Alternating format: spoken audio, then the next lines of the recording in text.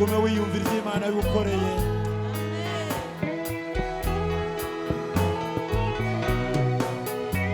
Imana yarakurinze umwaka wose.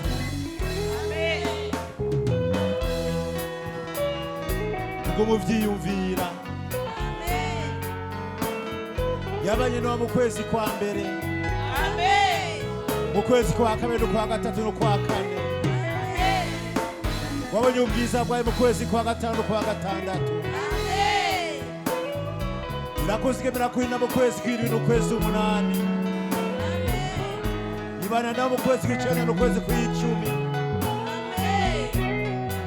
Ikwereka ubwiza bwawe mu kwezi kwa cumi na rimwe no kwezi kwa cumi na kabiri.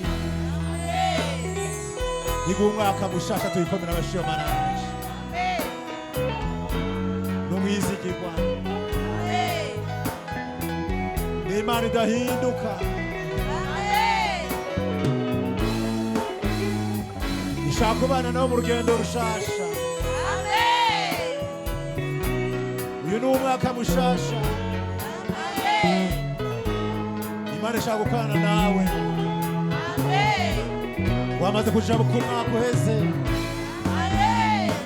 Winjiye umwaka mushasha. Gendana n'Imana. Ukorane n'Imana. Izobana nawe muri byose.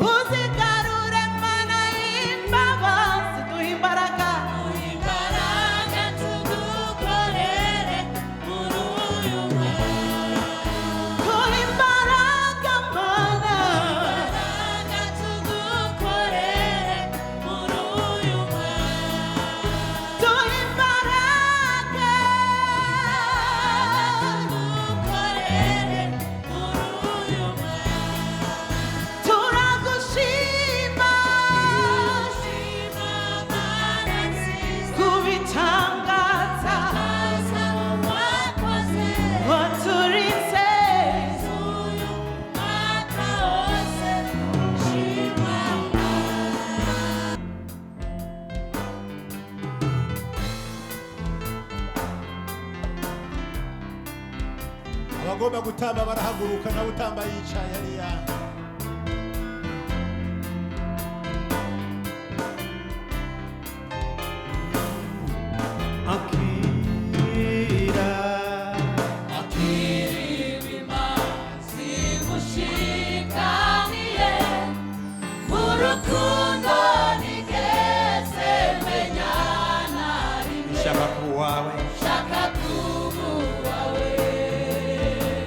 Yesu ndagukunda.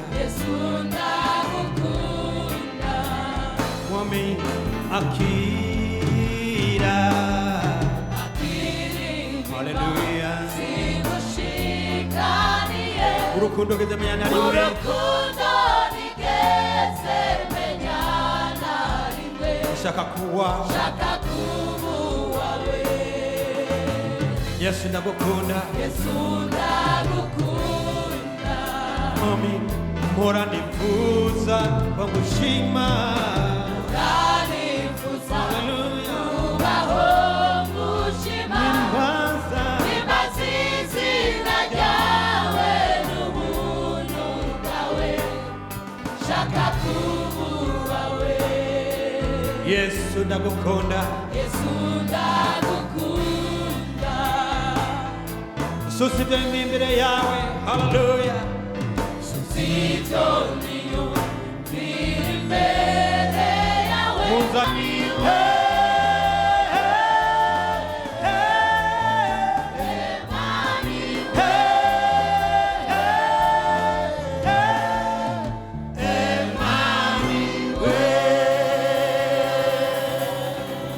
Imana iri kumwe natwe. Imana iri kumwe natwe. Imana iri kumwe natwe. Imana iri kumwe natwe. Imana iri kumwe natwe. Imana iri kumwe natwe. Imana iri kumwe natwe. Imana iri kumwe natwe. Imana iri kumwe natwe. Imana iri kumwe natwe.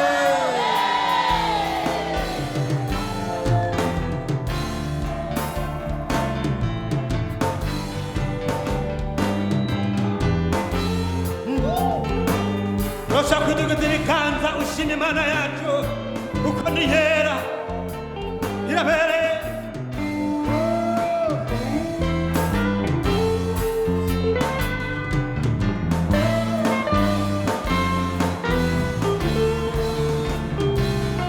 baguhimbaza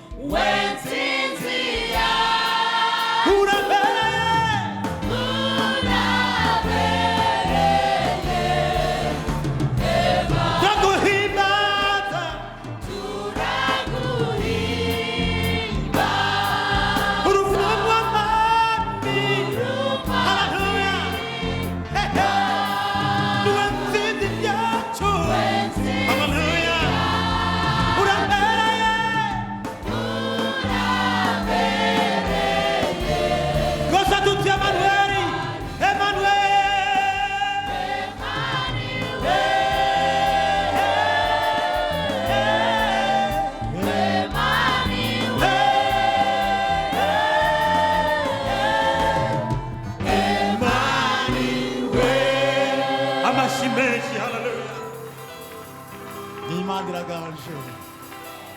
Imana iraganje. Uhabwa ikuzo Mana ya Aburahamu. Wadukora ibihambaye n'ibikomeye. Turafise impamvu yo gushima.